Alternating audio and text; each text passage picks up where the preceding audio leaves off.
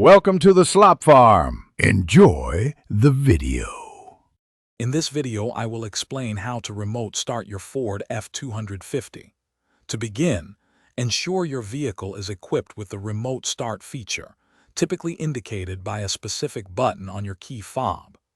This guide will walk you through the simple steps to get your engine running before you even step inside, making your daily routine more comfortable.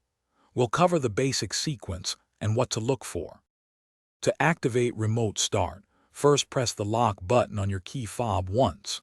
Immediately after, press the remote start button twice within about 3 seconds.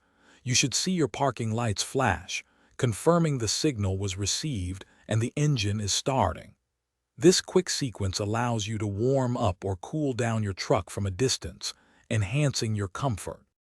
Once activated, your Ford F-250's engine will typically run for a preset duration, often around 15 minutes. If you need to extend this, you can repeat the remote start sequence.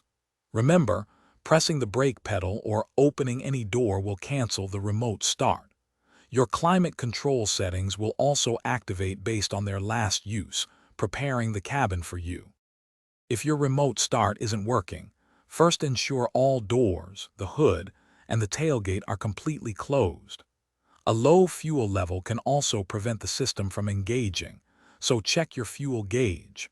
For specific details or persistent issues, always consult your Ford F-250's owner's manual, as features can vary slightly between models and trim levels.